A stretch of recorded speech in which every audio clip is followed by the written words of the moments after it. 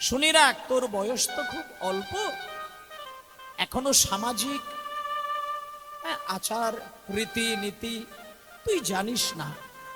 একটা কথা আমি তোকে বলে দিই, প্রত্যেকটি মেয়ের জন্ম হয় পরের ঘরে। কেমন? পরের ঘরে জন্ম হয়। আর বয়স বাড়ার সঙ্গে সঙ্গে একটা শুভ দিন আসে, যেটা শুভ বিবাহের দিন। সেদিন তার আপন মানুষকে দেখতে পায়। আজকে তুই আপন মানুষকে দেখতে পেয়েছিস, তার সঙ্গে কথা বলেছিস, তার হাত ধরেছিস, তার সেই আপন মানুষের হাত ধরে আপন ঘরে গিয়ে আপন মনে সংসারটাকে সাজা। দেখুন বাবা কি বলছে, এবার শেষে বলছে, বাবা হয়ে আমি একটা কথা তোকে বলে দিই, জীবনে যদি তোর কোনো দুঃখ কষ্ট হয়, একটা বার কাউকে দিয়ে খবর দিবি, আমি তৎক্ষণাৎ তোর কাছে ছুটে যাব, কিছু অসুবিধে রাখবো না। এখন বাবা যা বলার বলে দিল। মেয়ে সমস্ত কথা মাথায় নিয়ে ইতিমধ্যে বাবাকে প্রণাম করে সমস্ত ব্যথা বেদনার হৃদয়ে চেপে রেখে মেয়ে বেরিয়ে গেল স্বামীর হাত ধরে। মা, স্বামীর হাত ধরে যখন মেয়েটা বেরিয়ে গেল, কয়েক ঘন্টা পথ, তারপরে যখন স্বামীর বাড়িতে প্রবেশ করল, আরে বাবা যেমন জমিদার, আমার স্বামীও তো জমিদার। অপূর্ব বাড়ি, মানে বাবার বাড়ির থেকে স্বামীর বাড়িটা যেন আরো বিরাট বিশাল ব্যাপার। এখন এই এত বড় বাড়ির মালকিন আমি হব, আমার স্বামী এই বাড়ির মালিক, এটা চিন্তা করে ওই ছোট্ট মেয়েটা ঘরের মধ্যে প্রবেশ করলো। গিয়ে বিরাট একটা উঠোন দেখতে পেল, বেশ কতকগুলোর ঘর দেখতে পেল, বিরাট এক রাজবাড়ি দেখে মনটা ভালো লাগলো যে আমার বাবা যেমন জমিদার, আমার স্বামীও জমিদার। খুব আনন্দের সঙ্গে স্বামী সুখে ঘর করলেন। কিন্তু মায়েরা বলে রাখি, কপালে যদি সুখ না থাকে কি হবে? কোটি কোটি কোটি কোটি টাকা ব্যাংকে থাকলেও এখানে যদি সুখ ভোগ লেখা না থাকে, সব হারিয়ে যায়। এত বড় স্বামী, এত রাজার জমিদারের মতো তার বাড়ি, কিন্তু ওই চন্দ্রশশী দেবীর কপালটা ভালো না। বিয়ে হয়ে যেদিনকে গেল, তার থেকে কটা মাস কাটার পরে ওই ছোট্ট মেয়েটা স্বামীকে পরিপূর্ণ ভালোবাসা দিতে দিতে, স্বামীর ভালোবাসা পেতে পেতে, স্বামীকে স্বামী দেবতা বলে মনে করে করে স্বামী সুখে দিনের পর দিন সুন্দর করেই ঘর সাজানো শুরু করে দিয়েছেন। কিন্তু কপালটি ভালো না। কটা মাস কাটার পরে হঠাৎ ওই বাচ্চা মেয়েটা, এখনো তার বেশি দিন সংসার করা হলো না, সবে মাত্র ভালোবাসা শুরু হয়েছে, কিন্তু তার জীবনটা শেষ হয়ে গেল। মাত্র কটা দিন কটা মাস কাটার পরে ওই চন্দ্রশশী দেবী তার স্বামী দেবতাকে হারিয়ে দিল। অল্প বয়সে ছোট্ট মেয়েটা বিধবা হয়ে গেল। যেদিনকে স্বামী মারা গেলেন, চন্দ্রশশী দেবী জানা মাত্র আছাড় খেয়ে পড়ল মাটিতে। মামা বলিয়া চন্দ্র কাঁদিতে লাগিল। হরি হরি বলিয়া চন্দ্র কাঁদিতে লাগিল। লিয়া চন্দ্র কাঁদিতে লাগিল। মামা বলিয়া চন্দ্রশশী কাঁদিতে লাগিল। মামা বলিয়া চন্দ্র কাঁদিতে লাগিল। অঙ্গয়া ছাড়িয়া ভূমে বক্ষ ভাসাইল। সে যে অঙ্গয়া ছাড়িয়া ভূমে বক্ষ ভাসাইল।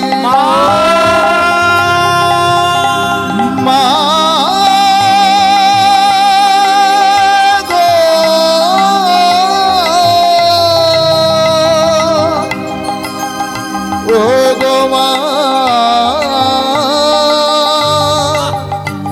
মা গো,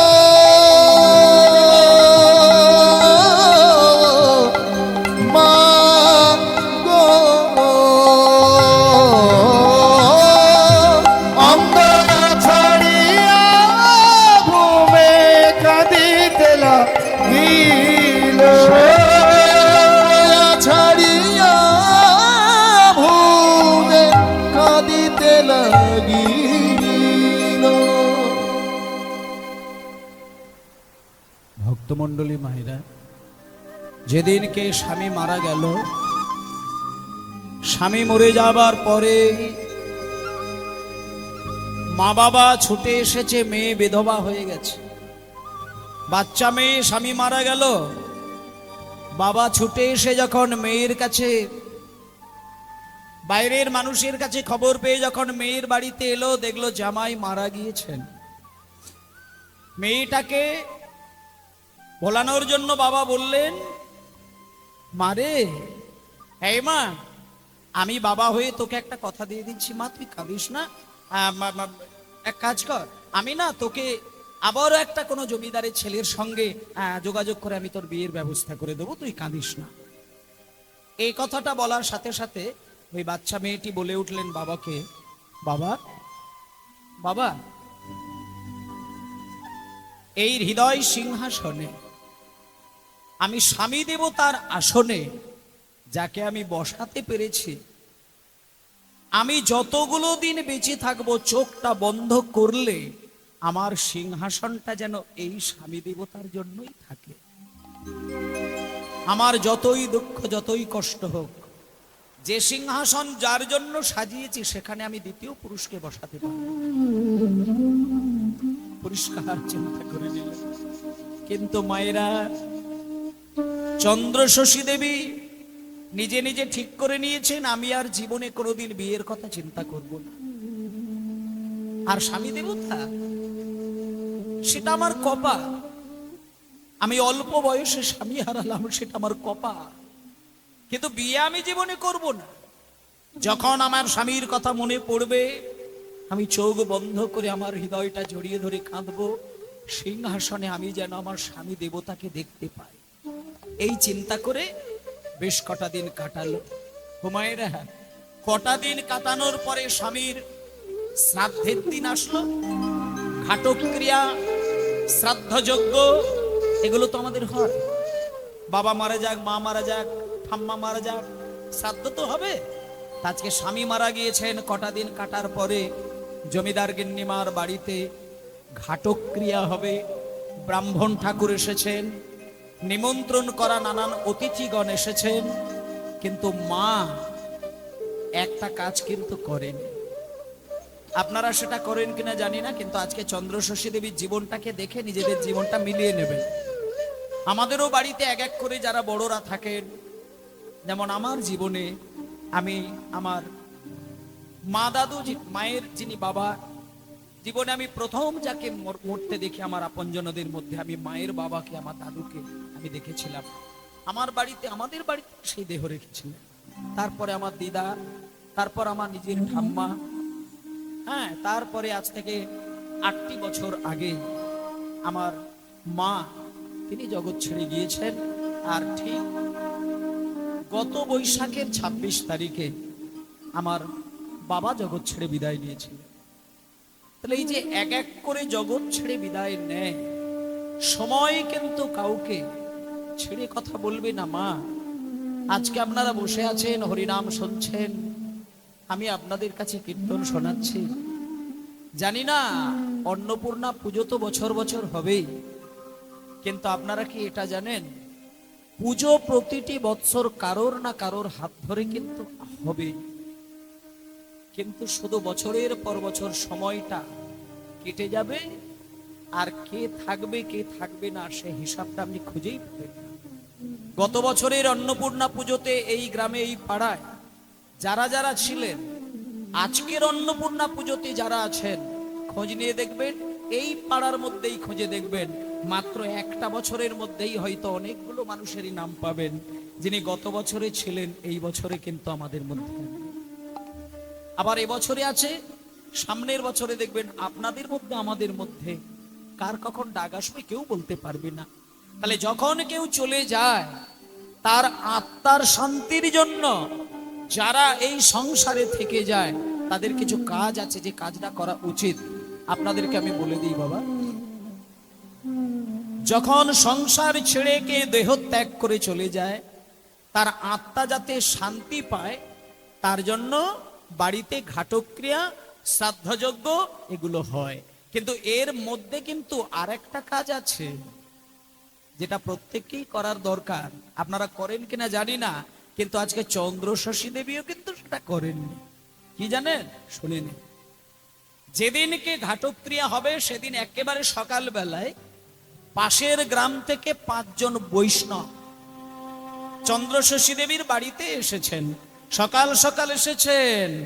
ভজ শ্রীকৃষ্ণ লহ শ্রীকৃষ্ণ কহ শ্রীকৃষ্ণের নাম রে হরি হরি বল। ভজ শ্রীকৃষ্ণ কহ শ্রীকৃষ্ণ লহ শ্রীকৃষ্ণের নাম রে। ভজ শ্রীকৃষ্ণ কহ শ্রীকৃষ্ণ লহ শ্রীকৃষ্ণের নাম রে। যে জন শ্রীকৃষ্ণ ভজে সে হয় আমার প্রাণ রে। যে জনা শ্রীকৃষ্ণ ভজে সে হয় আমার প্রাণ রে। যে জনা শ্রীকৃষ্ণ ভজে সে হয় আমার প্রাণ রে। ভজ শ্রীকৃষ্ণ লহ শ্রীকৃষ্ণ কহ শ্রীকৃষ্ণের নাম রে। ভজ শ্রীকৃষ্ণ কহ শ্রীকৃষ্ণ লহ শ্রীকৃষ্ণের নাম রে। ভজ শ্রীকৃষ্ণ কহ শ্রীকৃষ্ণ লহ শ্রীকৃষ্ণের নাম রে। সঙ্গে সঙ্গে বেশ কয়েকজন বৈষ্ণব মায়েরা, বৈষ্ণবগণ এসে মায়ের রাজবাড়িতে প্রবেশ করছেন। বৈষ্ণব এসে যখন বাড়ির ভেতরে ঢুকলেন, জমিদার গিন্নিমা অপরিচিত 5 জনকে দেখতে পেয়ে হাত জোড় করে বললেন, কে বাবা আপনারা? আপনারা আমার রাজবাড়িতে প্রবেশ করছেন, কে? কোথা থেকে এসেছেন আপনারা? সঙ্গে সঙ্গে বৈষ্ণবগণ এসে বললেন, মা আপনি আমাদেরকে চিনবেন না, কারণ আমরা পাশের গ্রামের কয়েকজন বৈষ্ণব সম্প্রদায়। আমরা শুনলাম যে আপনার স্বামীর নাকি আজকে ঘাটক্রিয়া হবে। তা মা, আপনি যে স্বামীর ঘাটক্রিয়া করবেন, স্বামী যে পরলোক গমন করেছেন, তা স্বামীর শ্রাদ্ধে ঘাটে আপনি কীর্তনের ব্যবস্থা করেছেন কি? কীর্তন? হ্যাঁ, শুনে নিন মা, যিনি মারা যায় তার আত্মার শান্তি যদি এইখান থেকে কেউ চেয়ে বসেন, তাহলে তার ঘাটক্রিয়ার দিনে, শ্রাদ্ধযজ্ঞের দিনে, নিয়ম ভঙ্গের দিনে অন্তত বাড়িতে যেন একটু হরিনাম হয়, একটু কীর্তন হয়। তখন জমিদার গিন্নিমা, মানে ওই যার স্বামী হারিয়ে গেছেন, তিনি একটু ছোট্ট করে হাত জোড় করে বললেন, বাবা মানে আমি বলতে চাইছিলাম কি, ওই কীর্তনটা কি জিনিস বাবা? ওই যে হরিনাম কীর্তন বললেন, ওটা কি? তখন বলছি, ও মা, আপনি কীর্তন জানেন না? বললেন, না আমি কীর্তন টির্তন সব বুঝি না। কি জিনিস ওটা? কি খায় না গায়ে মাখে? বলছে, মা কীর্তন কি খাবে গো? শোনো, কীর্তন মানে হচ্ছে ভগবানের মানে গুণকথা, মানে ভগবানের একটু নাম হবে, সেখানে ভগবানের কিছু তত্ত্ব আলোচনা হবে, ভগবানের লীলা কাহিনী পরিবেশন হবে। বলে, ও আচ্ছা, তার মানে ভগবানের কথা হবে, তাই তো? হ্যাঁ। আচ্ছা বাবা, ভগবানের লীলা কথা বা ভগবানের গুণকথা যদি এই স্বামীর শ্রাদ্ধের দিনে করা যায়, তাতে কি স্বামীর কিছু কাজ হয়? বলে, হ্যাঁ হয়। বই কি হয় মানে?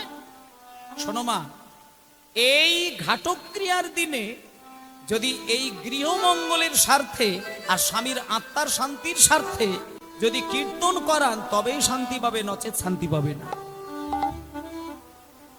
হাত জোড় করে ফেললেন মা।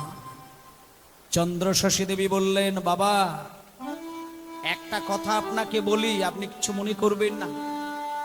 স্বামীর আত্মার শান্তির জন্যে আমাকে আপনি যা করতে বলবেন আমি তাই করব। কত টাকা লাগে আপনি শুধু বলে দেন। যদি মনে হয় যে কীর্তন করলে আমার স্বামীর আত্মা শান্তি পাবে, আমি এখনই টাকা দিয়ে দিচ্ছি, কীর্তনের ব্যবস্থা করুন। এই বলে মায়েরা শুনে নেন। কয়েক মিনিটের মধ্যে তড়িঘড়ি করে মা নিজ হাতে টাকা মানুষকে দিয়ে বলে দিলেন, শিগগিরই আমার উঠোনের মধ্যে মঞ্চ তৈরি করো, কীর্তনিয়াকে ডাকো, সবাইকে বলে দাও আমার স্বামীর কল্যাণের জন্য কীর্তন হবে, সবাই যেন মন দিয়ে কীর্তন শুনতে আসে। এই যে আজকে আপনারা হরিনাম শুনতে বসেছেন, এটা কি আপনাদের এক জন্মের কথা নাকি? কোনোদিন হতে পারে না। শুনে নিন, হরিনাম সবাই শুনতে পারে না। আপনি কাউকে টাকা দিয়েও হরিনাম শোনাতে পারবেন না যদি তার গত জন্মে হরিনামের সঙ্গে কিঞ্চিত সম্পর্কটা যদি না থাকে। অনেক মানুষ আছে কোটি টাকা রোজগার করবে, কিন্তু হরিনাম শুনবে, এটা হবে না। আজকে মা জননী বললেন যে কীর্তনের যোগ্য তৈরি করো, আমি টাকা দিয়ে দিচ্ছি। এই বলে বাবা শোনো, তড়িঘড়ি করে কীর্তনিয়াকে ডাকা হলো। এই যেমন আমার আজকে কীর্তন শুরুর আগে সম্প্রদায়ের আগে এসেছিল, তারপরে আমি কিছুটা পরে এলাম। ঠিক এইরকমই মা হরিনামের বাসর সাজিয়েছে, একবারে ফুল দিয়ে সাজিয়ে দিয়েছেন, সম্প্রদায়ের আসরে চলে এসেছেন। আর যিনি কীর্তনিয়া তিনি শেষে সাজুগুজু করে মায়ের কাছে প্রণাম সেরে এসে আসরে আসবেন। মায়ের কাছে প্রণাম করতে গিয়ে কীর্তনিয়া বললেন, মা, ও মা, আপনি তো এই মানে এই রাজবাড়ির আপনিই তো মানে জমিদার গিন্নিমা, মানে আপনিই তো মালকিন। তা আপনি যেহেতু মা জননী, তাহলে আপনাকে ওই মানে আপনার স্বামীর শ্রাদ্ধ যজ্ঞে তো মঙ্গল কামনা তো আপনাকেই করতে হবে। সেই জন্য মাগো একটা কথা বলবো, আপনি যেন আমার ছোট মুখে যেন বড় কথা বলে মনে করবেন না। আপনি কিন্তু কীর্তন বাসরের সামনে বসে যতক্ষণ আমি হরিনাম করব ততক্ষণ আপনি মাথা নিচু করে কিন্তু কীর্তনগুলো শুনবেন। আপনি হরিনাম শুনতে শুনতে যদি আপনার এই প্রাণটা জুড়িয়ে যায়, আপনি যদি হরিনাম শুনে শান্তি পেতে পারেন, তাহলে আপনি জানবেন যতটুকু শান্তি আপনি আজকের দিনে হরিনাম শুনে পাবেন, ততটুকু শান্তি স্বর্গে থাকা আপনার স্বামী দেবতা পেয়ে যাবে। ওই জন্য ছেলেদের ক্ষেত্রে এবং মায়েদের ক্ষেত্রে বলি, এই যে মহালয়ার দিনে তর্পণ করা হয়। কেন তর্পণ করা হয়? কারণটা একটুখানি খুব ছোট্ট করে আপনাদের বলি। যেদিন আমরা জন্ম নিয়েছিলাম, এখানে যারা যারা আছে সবার ক্ষেত্রেই বলছি, যেদিন প্রথম মায়ের গর্ভ থেকে আমরা জন্ম নিলাম, সেদিন কি আমার নিজের মার বাবাকে আমি দেখতে পেয়েছিলাম? কারণ সেই ক্ষণে শিশুর নয়নটা মা বাবাকে চেনার মতন দৃষ্টি তৈরি হয়নি। তাহলে যেদিন যে কোনো মানুষের জন্ম হয়, সেদিন সে তার মাকেও চেনে না, বাবাকেও চেনে না। আর যেদিনকে শিশু, আর যেদিনকে আস্তে আস্তে আস্তে আস্তে সামনে কথা নয়, তাহলে যেদিনকে মানুষের জন্ম হয় সেদিন মা বাবাকে চিনতে পারে না। আর যেদিনকে মৃত্যু হয় সেদিন কিন্তু মা বাবার পৃথিবীতে থাকে না। তাহলে এই যে মা বাবা জন্ম দিল, মানুষ করলো, বড় করলো, অফিসার বানালো, ডাক্তার বানালো, উকিল বানালো, এবার মা যে জগৎ ছেড়ে বিদায় নিল, তুমি মা বাবার জন্য কি করলে? কিছুই তো করতে পারলাম না। কারণ এটা সত্য যে প্রতিটি ছেলে মেয়ের জন্য মা বাবা যা ত্যাগ করে, ছেলে মেয়েরা কিন্তু মা বাবাকে তার শোধ করতে পারে না। তাহলে চিরকালের জন্য সন্তান মা বাবার কাছে ঋণী হয়ে যায়। তাহলে সেটা কি করণীয় না, প্রত্যেকটা দিন স্নানের পরে 1 সেকেন্ডের জন্য হলেও অন্তত মা বাবার উদ্দেশ্যে, পিতৃপুরুষের উদ্দেশ্যে একটুখানি শান্তির জন্য জল দান করতে হয়। সেটা আমরা পারি না বলে মহালয়ের একটা দিনে অন্তত পিতৃপুরুষদের উদ্দেশ্যে জলদান করি। তাই জন্য মায়েরা, স্বর্গে থাকা সমস্ত পিতৃপুরুষগণ তাদের শান্তির জন্য কীর্তন হচ্ছে। এবার দেখুন মা, যখন চন্দ্রশশী দেবীর বাড়িতে শ্রাদ্ধ ঘাটক্রিয়ার দিনে হরিনাম শুরু হয়েছে, হাজার হাজার মানুষ কীর্তন শোনার জন্য এসেছেন। আর যিনি চন্দ্রশশী দেবী, তিনিও মন দিয়ে হরিনাম শুনছেন। এই দেখুন, এই যেমন আপনারা আজকে মায়েরা বসে আছেন হরিনাম শোনার জন্য, তেমন জমিদার গিন্নিমাও এমনি কোনোদিন হরিনাম টরিনাম শোনেনি, কিন্তু আজকে চন্দ্রশশী দেবী একবারে সামনে বসে প্রাণ দিয়ে কীর্তন শুনছেন। আর যিনি কীর্তনিয়া, অরূপ স্বরূপ সগুণ নির্গুণ দয়াল ভয়াল হরি হে, আমি কি বা বুঝি, আমি কি বা জানি, আমি কেন ভেবে মরি। হরি হরি বল। রূপ স্বরূপ সগুণ নির্গুণ দয়াল ভয়াল হরি হে, আমি কি বা জানি, আমি কি বা বুঝি, আমি কেন ভেবে মরি হে।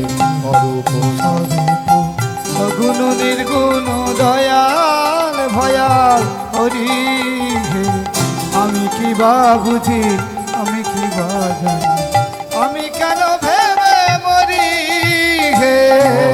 অরূপ স্বরূপ সগুণ নির্গুণ দয়াল ভয়াল হরি হে, আমি কি বা জানি, আমি কি বা বুঝি, আমি কেন ভেবে মরি হে। রাম রাম রাম রাম, আমি কি বা বুঝি, আমি কি বা জানি, 21 বার, 21টা স্টেজ। অরূপ স্বরূপ সগুণ নির্গুণ দয়াল ভয়াল হরি হে, আমি কি বা বুঝি, আমি কি বা জানি, আমি কেন ভেবে মরি হে। সবাই বলুন হরি হরি বল। স্বরূপ সগুণ নির্গুণ দয়াল ভয়াল হরি হে, আমি কি বা জানি, আমি কি বা বুঝি, আমি কেন ভেবে মরি হে। কি রূপে এসেছি, কেমনে বাজাবো, তা ভাবিয়ে কেন জীবন কাটাবো। এসেছি কেমনে বাজাবো, তা ভাবিয়ে কেন জীবন কাটাবো। তুমি আনিয়াছো তোমারে পাবো, এই শুধু মনে করি হে।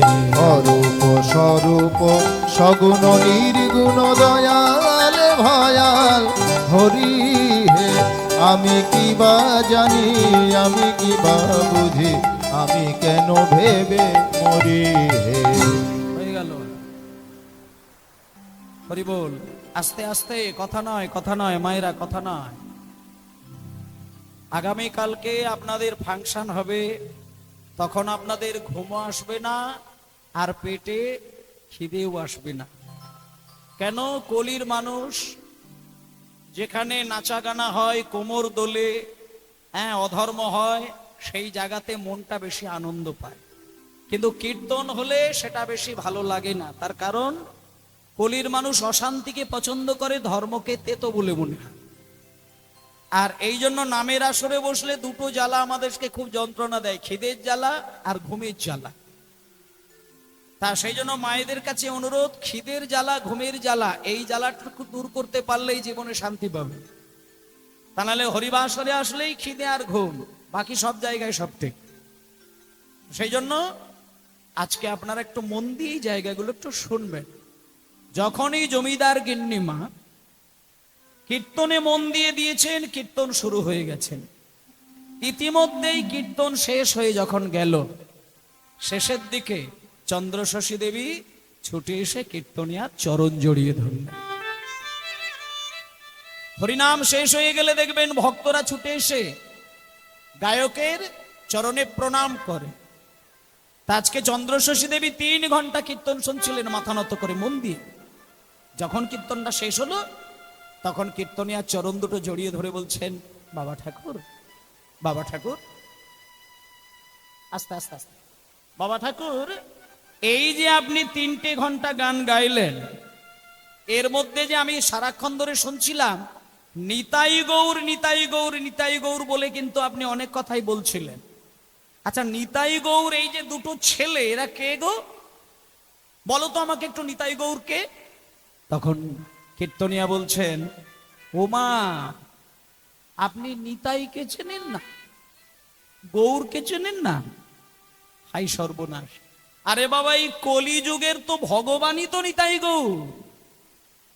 কলিযুগের ভগবান নিতাই গৌরকে আপনি ভালোবেসে যা চাইবেন, ওনারা কিন্তু সমস্ত আপনার চাওয়া পাওয়া পূরণ করে দেবেন। যখনই বলেছেন যা চাইবেন তাই পূরণ করবেন, তখন চন্দ্রশশী দেবী বলছেন, আচ্ছা বাবা, এদেরকে যা চাইবে এরা তাই দেবে? বলে হ্যাঁ। বলে তাহলে ও বাবা, আমার বাবার ইচ্ছে ছিল যে আমি বিবাহ করব, আমার গর্ভে সন্তান হবে, আমাকে মা বলে ডাকবে, তাতে আমার বাবা সেইটা চেয়েছিলেন। কিন্তু আমার বিয়ের পরে আমি হতভাগিনী রমণী, আমার জীবন থেকে স্বামী হারিয়ে গেল। জীবনে আমার মা ডাকটা শোনা হলো না। তাই জন্য বাবা, নিতাই আর গৌর যদি কলির ভগবান হয়ে থাকে, তাহলে এরা তো ভক্তের মনের ইচ্ছা পূর্ণ করেন। তাই এদেরকে যদি আমি নিজের পেটের ছেলের মতন করে ডাকি, আচ্ছা এরা আমাকে কি মা বলতে পারে? এদেরকে এরা যদি আমাকে মা বলে ডাকে, তাহলেও অন্তত জানবো আমার নারী জীবন সার্থক হয়ে গেল। তখন এইবার কীর্তনিয়া বাড়ি যাবার সময় জমিদার গিন্নিমাকে একটা কথা শুধু বলে দিয়ে গেছিলেন যে, মা, নিতাই গৌরকে যদি ভালোবেসে ডাকতে পারো, আমি কথা দিয়ে গেলাম নিতাই গৌর একদিন না একদিন হলেও তোমাকে কিন্তু মা বলে ডাকবেই ডাকবে।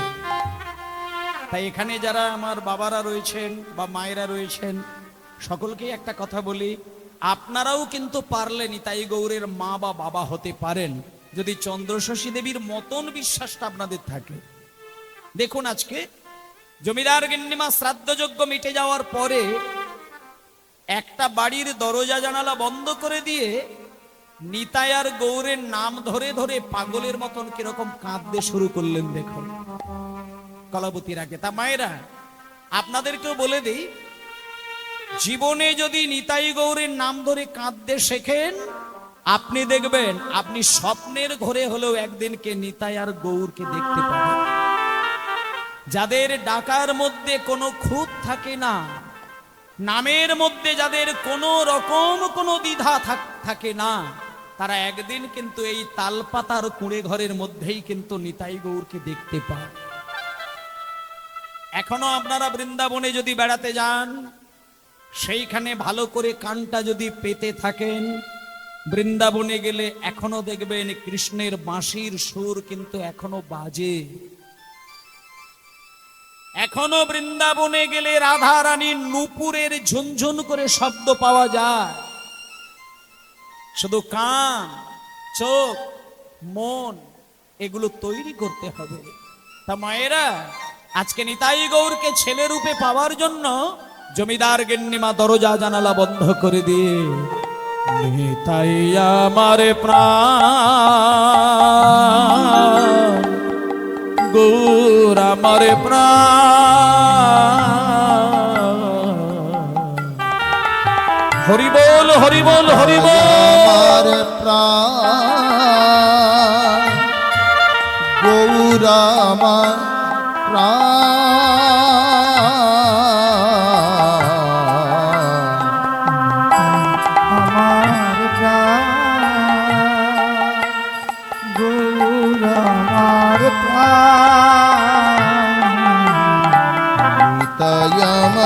প্রাণ,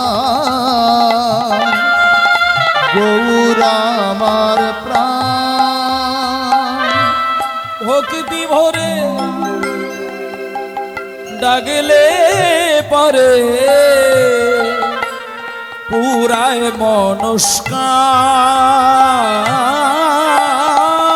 ভক্তি ভরে ডাগলে পরে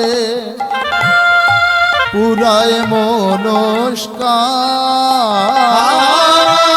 ভক্তি ভরে রাখলে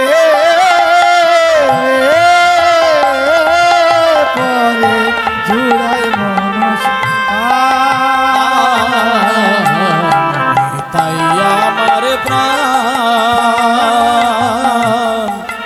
গৌর আমার প্রাণ তাই আমার প্রাণ গৌর আমার প্রাণ আমার প্রাণ গৌর আমার প্রাণ। ভক্তমণ্ডলী মায়েরা, শ্রামের সাধ্যযজ্ঞ মিটে যাবার পরে ওই চন্দ্রশশী দেবী যখন নিতাই আর গৌরকেই জীবনের শ্রেষ্ঠ বলে মনে করলেন, কটা দিন নিতাই গৌর বলে কাঁদতে কাঁদতে একদিন নায়েম মশাই এসে চন্দ্রশশী দেবীকে প্রশ্ন করলেন, ওমা, আপনি যে সারা জীবন ধরে স্বামীর নাম ধরে ধরে কেঁদে কেঁদে পাগল হয়ে যাচ্ছেন, যে মানুষ মরে যায় তার নাম ধরে কাঁদলে পরে কি সে বেঁচে এসে দেখা দেবে? মা শুনুন মা, আপনি স্বামীকে হারিয়েছেন, এ দুঃখটা শুধু আপনার নয়, এ দুঃখ এ রাজ্যের সবার। কিন্তু মা, একটা কথা আপনাকে বলার ছিল, আপনি শুনবেন, এই জন্য মায়েদেরকে একটু বলে দিই।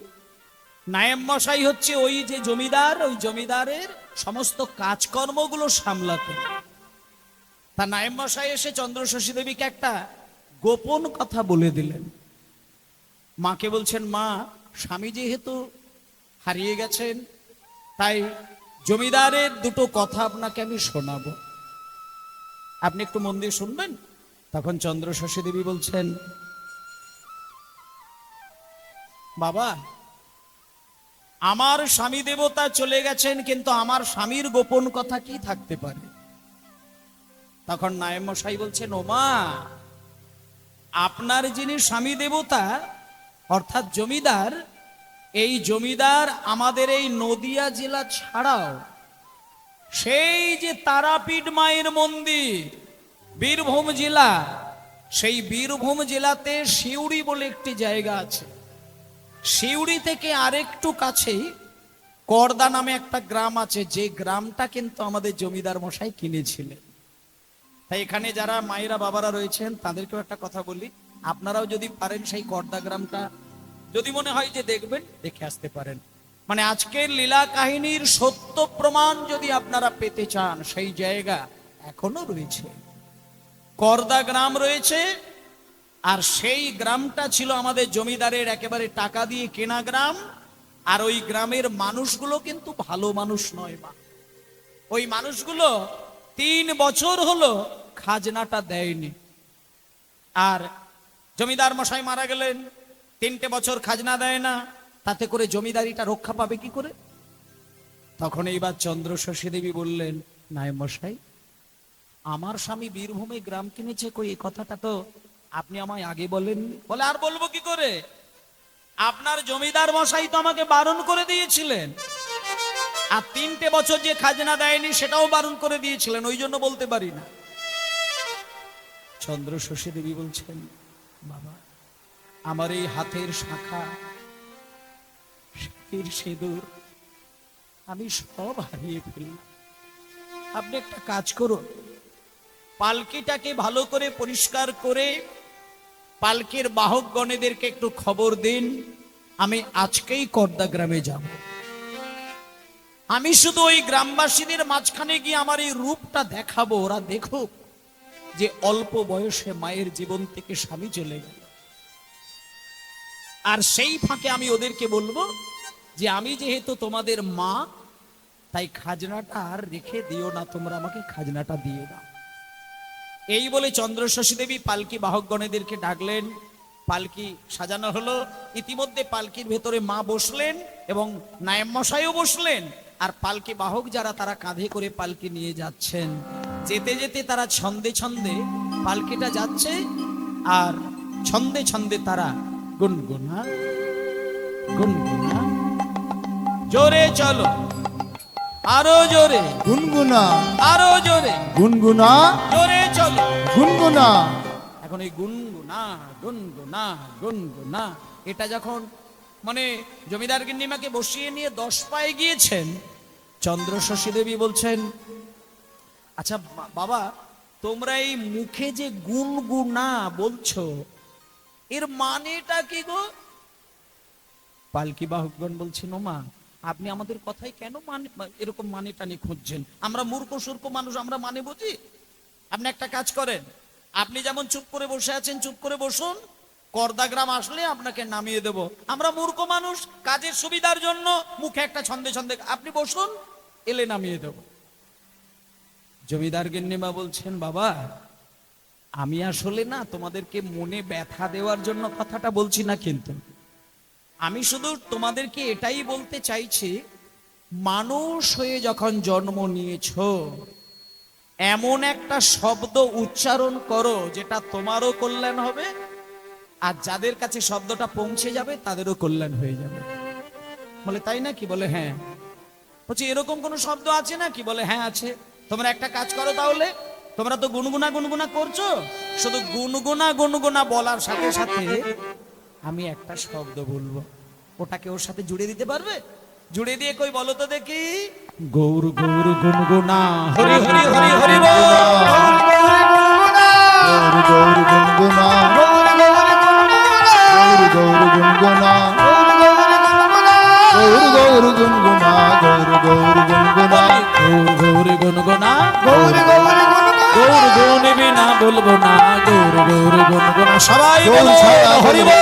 গৌর গৌর গুনগুনা গৌর ছাড়া বলবো না, গৌর গৌর গুনগুনা গৌর বিনা বলবো না, গৌর গৌর গুনগুনা গৌর গৌর গুনগুনা গৌর গুণ বিনা বলতে হয়তো গৌর বলবো, গুণ বিনা বলবো না, হরি হরি হরি বল।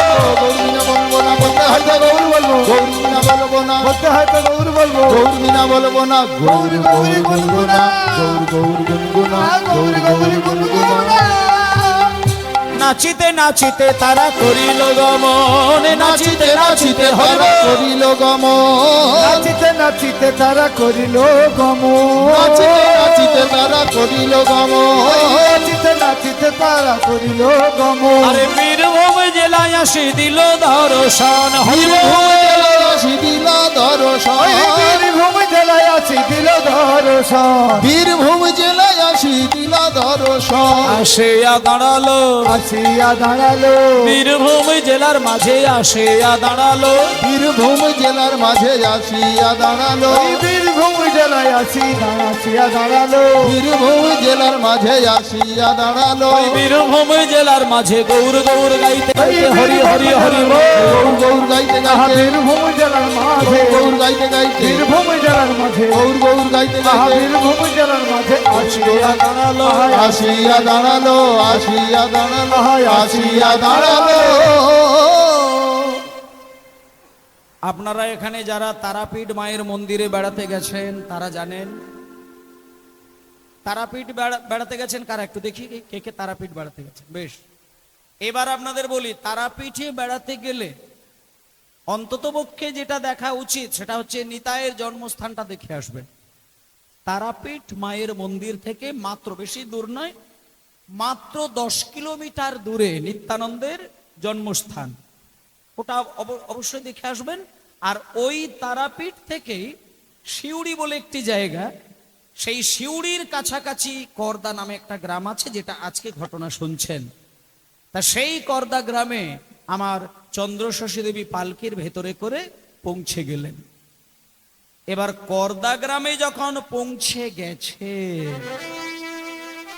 পালকি থেকে যখন মা জননী নামবেন বলে প্রস্তুত, এমন সময় মায়েরা করদা গ্রামের যে সরু রাস্তা রয়েছে, সরু পথ, মাটির রাস্তা, তখন তার ইট পাথরের ব্যাপার ছিল না, মেঠো রাস্তা, সেই মেঠো রাস্তা দিয়ে যখন পালকি যেতে যেতে এইবার মাকে বললেন, ও মা, মা আমরা করদা গ্রামে এসে গেছি, আপনি নেমে পড়ুন, নেমে 2 পায়ে গিয়ে যান, গ্রামবাসীদেরকে দেখতে পাবেন। এবার মা জননী পালকি থেকে নামতে গেছেন, পালকি থেকে নামতে গিয়ে দেখলো রাস্তার ঠিক গা বরাবর একটা বিরাট গর্ত দেখতে পেলেন। মানে যে রাস্তা দিয়ে মানুষ রাতের বেলা দিনের বেলা হাঁটাহাঁটি করে যাতায়াত করে, সেই রাস্তার গায়ে একটা বিরাট গর্ত দেখতে পেল। তখন চন্দ্রশশী দেবী নায়েব মশাইকে বললেন, নায়েব মশাই, ও নায়েব মশাই, এই করদা গ্রামের রাস্তার পাশে এত বিরাট একটা গর্ত এর আগে আপনি কি দেখেছিলেন? আস্তে মায়েরা, কথা নয়, কথা বলবেন না। গর্ত দেখেছিলেন কি? তখন এইবার নায়েব মশাই বলছেন, ওমা, আমি না এই গ্রামে এর আগে অনেকবার এসেছি, অনেকবার, কিন্তু এই গর্তটা কিন্তু ছিল না। এই গর্তটার পরিবর্তে এখানে কি ছিল বলবো? একটা গোল মাটির ঢিবি ছিল। আর লোকে যাতায়াতের কালে এই ঢিবির ওপরে বসে মানুষ বিশ্রাম নিত। কারোর শরীর খারাপ হয়ে গেলে, কেউ পরিশ্রান্ত হয়ে গেলে ঢিবির ওপরে, বেশি না, কেউ যদি একটা মিনিট ওই ঢিবির ওপরে বসে বিশ্রাম নিতেন, তার সমস্ত দেহ মন প্রাণ শীতল হয়ে যেত। কিন্তু জানি না মা, গ্রামবাসীগণ ঢিবিটা কেন জানি না খুঁড়ে দিয়ে গর্ত করে দিয়েছেন। তা মা, গ্রামের ভেতরে যখন ঢুকেই গেলাম, তাহলে এত চিন্তা ভাবনা না করে গ্রামবাসীদেরকে জিজ্ঞেস করি চলুন তো মা, কেন ঢিবিটা খুঁড়ে দিয়ে গর্ত করে দিলেন? সঙ্গে সঙ্গে জমিদার গিন্নিমা বললেন, হ্যাঁ বাবা, সেটা করাই ভালো, চলো ভেতরে যাই। এই যেমন আপনাদের গ্রামে এত বড় একটা মাঠের মাঝখানে হরিনাম হচ্ছে, এইরকমই ওই করদা গ্রামের মাঝখানে একটা বড় মাঠ ছিল, সেই মাঠে মা জননী গেলেন, গিয়ে সকল গ্রামবাসীদেরকে ডাকলেন। আর এখনকার দিনে যেমন গ্রামের কোনো সমস্যা হলে গ্রাম পঞ্চায়েত এসে মীমাংসা করেন, তখনকার দিনে যে কোনো সমস্যা হলে গ্রামের মধ্যে একটা মোড়ল মশাই থাকতেন, সেই মোড়ল মশাই এসে তার সমাধান করে দিতেন। তা যখন মা জননী গ্রামের মধ্যে এসেছেন, হাজার হাজার গ্রামবাসীরা তো মাকে প্রণাম করে বসে পড়লেন। নায়েব মশাই এসে মায়ের কাছে দাঁড়িয়ে বললেন, মা, আপনার হাতের শাখা সিঁথির সিঁদুর কবে এরকম হল? মা যা কিছু বলার বুঝিয়ে দিলেন। দেওয়ার পরেই বা জমিদার গিন্নিমা বলছেন, বাবা, ওসব কথা বাদ দাও, আর দুঃখের কপাল, আমার কপালে যেটা ছিল বিধাতা সেটাই করেছেন, তার জন্য তোমাদের দুঃখ করার দরকার নেই। আর একটা কথা শুধু আমি মা হয়ে তোমাদের কাছ থেকে জানতে চাইবো, আমি এই নায়েব মশাইয়ের মুখ থেকে শুনলাম তোমরা নাকি 3 বছর খাজনা দাও। তো বাবা, 3টে বছর তোমরা খাজনা দাওনি কেন? তোমাদের কি ফসল ভালো হয়নি? এই যে আপনাদের এই গ্রামটা আলু চাষ, বাদাম চাষ আর ধান চাষ, এই নিয়ে তো মানুষের রুজি রোজগার। মনে করুন আপনাদের আলু, ধান আর বাদাম তিনটেই যদি বর্ষার জলে নষ্ট হয়ে যায়, তাহলে গ্রামবাসীদের অর্থটা তো, রোজগারটা তো আসে ওই চাষ থেকে। চাষ যদি নষ্ট হয়ে যায় বছরের পর বছর, দেখবেন চাষির কিন্তু জীবন শেষ হয়ে যায়। চাষিদের চাষই যদি নষ্ট হয়ে গেল, কোথায় থাকবে কি? আজকে মা জননী চাষিদেরকে বললেন, ও গ্রামবাসীগণ, তোমাদের কি 3টে বছর ফসল ভালো হয়নি? তাছাড়া ফসল যদি ভালো না হয়, আমি তো তোমাদের মা, আমি কি তোমাদেরকে মানে জোর করে আদায় করব? বলো তোমরা কেন খাজনা দিতে পারোনি? আস্তে সঙ্গে সঙ্গে মোড়ল সাহেব বললেন, আচ্ছা, ওই মেঘ ডাকছে বলে যারা বেরিয়ে যাচ্ছে তাদেরকে বলছি, বৃষ্টি হবে না, চিন্তা নেই, মেঘ ডাকুক, মেঘের কাজ মেঘ করবে, আপনার কাজ আপনি করুন, অসুবিধে নেই, মেঘের জন্য চিন্তা করতে হবে না। তা শুনে নিন, আজকে যখন বলেছে খাজনা কেন দিতে পারোনি, তখন মোড়ল সাহেব বলছেন, মা, আপনি যে বললেন চাষিদের চাষ নষ্ট হয়ে গেলে মারা যায়, আপনি ওটা ভুল বললেন, ওটা আমাদের ক্ষেত্রে হয়নি। আমাদের যে 3টে বছর আমরা খাজনা দিতে পারি না, সেই 3টে বছর কিন্তু আমাদের গ্রামের চাষিদের ফসল যা এমনিতে হয় তার থেকে অন্তত না হলেও 10 গুণ আমরা ফসল ভালো পেয়েছি। কিন্তু আমরা খাজনা দিতে পারিনি কেন জানেন মা? আমাদের মাঠের এই রাস্তা দিয়ে ঢোকার আগে রাস্তার ধারে একটা গর্ত দেখেছিলেন মা? বলে, হ্যাঁ দেখলাম তো, ওটা নাকি মাটির ঢিবি ছিল? বলে, হ্যাঁ, শুনে যাও, ওই যে মাটির ঢিবিটা ছিল, ওই ঢিবিটা সাধারণ কোনো মাটির ঢিবি না। আমরা বুঝতে পেরেছিলাম না, একদিন দেখলাম আমাদের গ্রামের পশ্চিম দিকের এক গোয়ালার বাড়ি থেকে একাদশীর দিন রাত্রির 12টার পরে একটা গরু দড়ি টেনে ছিঁড়ে ছুটে ছুটে এসে ঢিবিটার উপরে শুধু উঠে গরুটা নীরবে দাঁড়িয়ে থাকে। আর যখনই গরুটা ঢিবির উপরে উঠে দাঁড়ায় মা, তার বাঁট থেকে না আপনা আপনি দুধ ঝরে ঝরে পড়ে ঢিবিটা ভিজে যায়। এবং এটা একদিন ঘটেনি মা, এটা প্রায় দিন ঘটে। আমরা একদিনকে 10 জন রাত্রির বেলায় গোপনে গোপনে ঠিক করলাম ঢিবিটা খুঁড়ে খুঁড়ে দেখব ভেতরে কি আছে। এই বলে মায়েরা রাত 12টার পরে যখন কোদাল কুড়ুল কাটারি সবকিছু নিয়ে আমরা ওই ঢিবিরটাকে খুঁড়তে থাকলাম, ঢিবি খুঁড়তে খুঁড়তে খুঁড়তে খুঁড়তে মাটির তলদেশে যখন পৌঁছে গেলাম, সেখানে গিয়ে আমরা কি দেখতে পেলাম জানো মা? দেখলাম ঢিবির মধ্যে নিতাই গৌরের মূর্তি রাখা ছিল। হরিবল। মধ্যে নিতাই গৌরে মূর্তি রাখা ছিল, ঢিবের মধ্যে নিতাই গৌরে মূর্তি রাখা ছিল। তাহা দেখি নয়নার মন জুড়াইল। ওই তাহা দেখি নয়নার মন জুড়াইল। তাহা দেখি নয়নার মন জুড়াইল। ও আচ্ছা, ও বাবা, মানে এইরকম একটা অদ্ভুত ঘটনা কি জীবনে আপনাদের কোনোদিন ঘটেছে? মাটির তলা থেকে ছোট্ট ছোট্ট দুটো কাঠের নিতাই গো। বাহ, তারপর কি হলো বলো, বলো আমি শুনি। তখন গ্রামবাসীগণ বলছেন মা, মাটির তলায় এইরকম ছোট্ট ছোট্ট দুটো কাঠের নিতাই গো যখন উঠলো, আমরা কাশী থেকে ব্রাহ্মণ ডেকেছিলাম।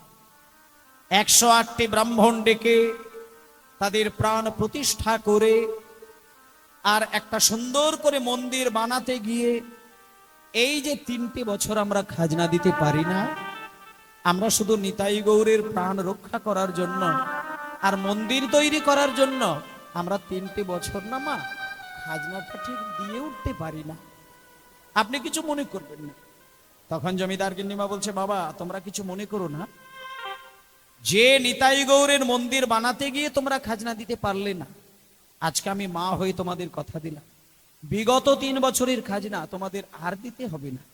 সে চিন্তাটা ছেড়ে দাও, বরং আমি মা হয়ে কথা দিলাম আগামী 3 বছরের খাজনাটাও তোমাদের আজ থেকে মকুব করে দিলাম। কিন্তু আমাকে এইবার দেখাও তো তোমাদের নিতাই গৌর দুটো কেমন হয়েছে। সঙ্গে সঙ্গে জমিদার গিন্নিমা দুটি বাহু তুলে মুখে হরি বলে, দুটি বাহু তুলে মুখে হরি বলে, দুটি বাহু তুলে মুখে হরি বলে। বাবা বাবা তুলে মুখে হরি বলে, দুটি বাহু তুলে মুখে হরি বলে। এই হরি নামে পূর্ণ হবে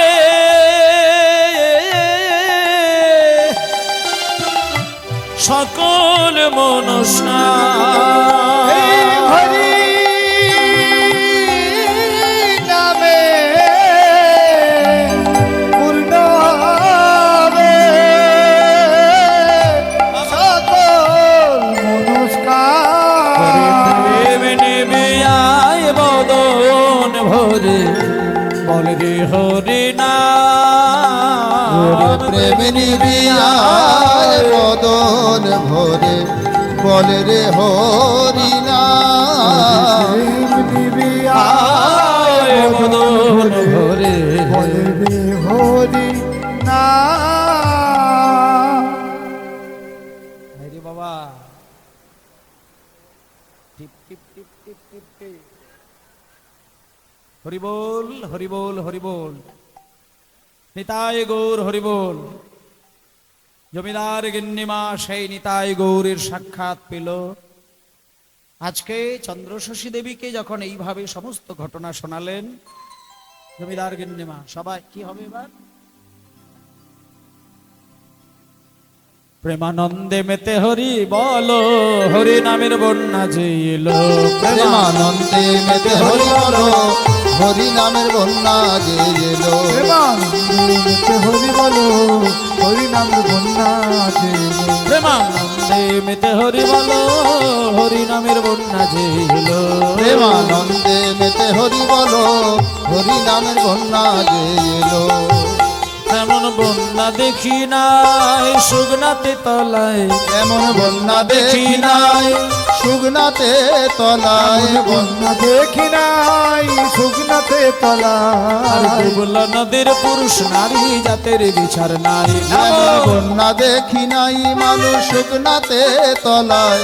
ডুবল নদের পুরুষ নারী জাতের বিচার নাই। ঠাকুর হরিদাস, ঠাকুর হরিদাস সে কাজের ছেলে, সে বুঝি ডুবে গেল। হরিদাস ঠাকুর হরিদাস কাজীর ছেলে সে বুঝি ডুবে গেল। আর হরি নামের হরি হরি হরি বল। আনন্দে মেতে হরি বলো, হরি নামের বন্যা যে এলো। প্রেমানন্দে হরি বলো, হরি নামের বন্যা যে এলো।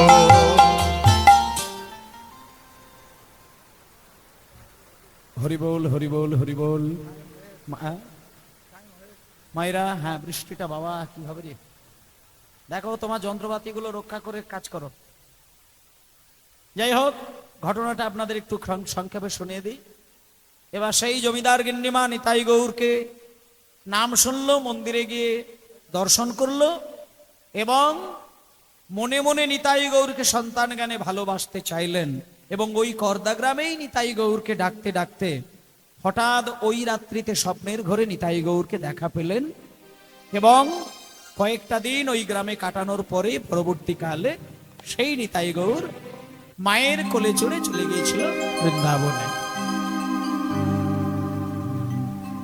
ওরে রাখাল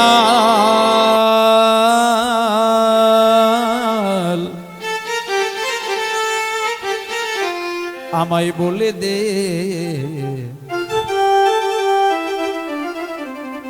ওরে রাখাল আমায় বলে দে রে, বলে দে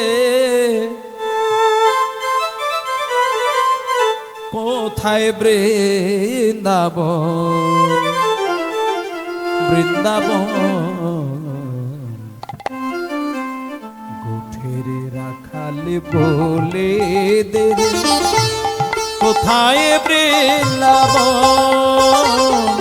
রাখাল রাজা গোপাল আমার খেলিও নৌখান,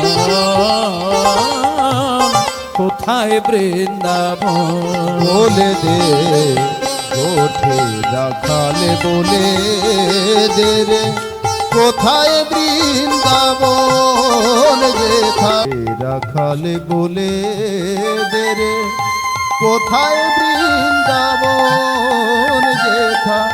রাখাল রাজা গোপাল আমার হেলে অনুক্ষণ অনুক্ষণ, কোথায় বৃন্দাবন। দিন রাতে মিলন রাশে চাঁদ আসে রে চাঁদের পাশে।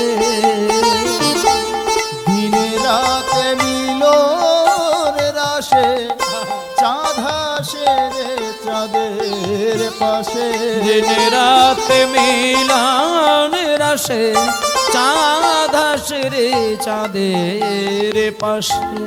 দিনে রাতে মিলন রাশে চাঁদ হাসে রে চাঁদের পাশে। নিত্য লীলা করে আমার, নিত্য লীলা করে আমার মদন মোহন। কোথায় বৃন্দাবন? বলে দে কোথে রাখালে বলে দে রে কোথা বৃন্দাবন যেথা রাখাল রাজা গোপাল আমার হেলে অনুক্ষণ অনুক্ষণ কোথা বৃন্দাবন। কৃষ্ণ নামের ঢেউ ওঠে রে, শুনিলে যমুনায়, তমাল বনে আজ কানুর নূপুর শোনা যায় গো, নূপুর শোনা যায়।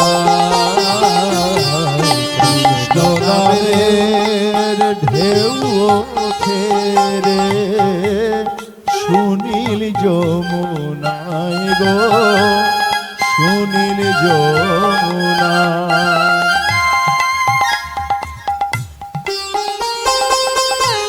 তমাল বনে আজ কানুরে, তমাল বনে আজ কানুরে নূপুর শোনা যায় গো, নূপুর শোনা যায়। যেথা কৃষ্ণ নামে ঢেউ ওঠে রে সুনীল যমুনায় গো সুনীল যমুনায়। কমাল বনে আজু কানু নূপুর সোনা যায় গো নূপুর সোনা যায়। আজ যাহার কদম তালে বেনু বাজে সাজে সকালে, আজ যাহার কদম তলে বেনু বাজে সাজে সকালে। আজ যাহার কদম তালে বেনু বাজে সাজে সকালে, আজ যাহার কদম তলে বেনু বাজে সাজে সকালে। যারে পথের ধুলাই ছড়িয়ে আছে, পথের ধুলায় ছড়িয়ে যারে আছে। পথের ধুলাই ছড়িয়ে আছে, শ্রী হরিচন্দন কোথায় বৃন্দাবন? বৃন্দাবন গোঠে রাখাল বলে কোথায় বৃন্দাবন যেথা রাখাল রাজা গোপাল আমার হেলে অনুক্ষণ কোথা বৃন্দাবন। বল কোথায় বৃন্দাবন? বল কোথায় বৃন্দাবন? বল কোথায় বৃন্দাবন কোথায়